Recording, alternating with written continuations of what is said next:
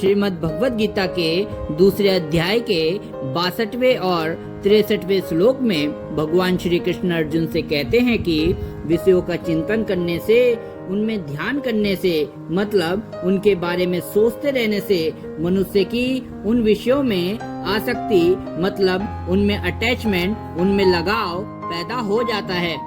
विषय कोई भी हो सकता है, कोई वस्तु, संसाधन या कोई भी व्यक्ति आदि। उस आसक्ति से, उस अटैचमेंट से, उस लगाव से कामना पैदा होती है, मतलब इच्छा जागृत होती है। उस इच्छा में, उस कामना में बाधा आने से क्रोध पैदा हो जाता है। क्रोध होने पर सम्मोह, मतलब मूढ़ता छा जाती है। मूढ़ता छा जाने से स्मृति भ्रष्ट हो जाती है। स्मृति भ्रष्ट होने से बुद्धि का, विवेक का नाश हो जाता है। विवेक का मतलब सही और गलत, उचित और अनुचित के बीच में सही निर्णय लेने की क्षमता से है। उस विवेक का नाश हो जाने पर मनुष्य का पतन हो जाता है।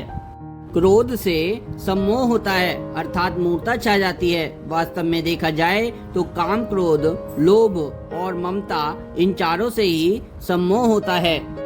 जैसे काम वासना से जो सम्मोह होता है, उसमें विवेक शक्ति ढक जाने से मनुष्य काम के वशीभूत होकर ना करने लायक कार्य भी कर बैठता है। क्रोध से जो सम्मोह होता है, उसमें मनुष्य अपने मित्रों तथा पूज्यजनों को भी उल्टी सीधी बातें कह बैठता है और ना करने लायक बर्ताव कर बैठता है।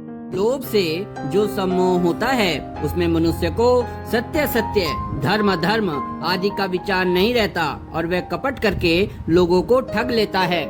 ममता से जो सम्मोह होता है, उसमें समभाव नहीं रहता, परयुक्त पक्षपात पैदा हो जाता है।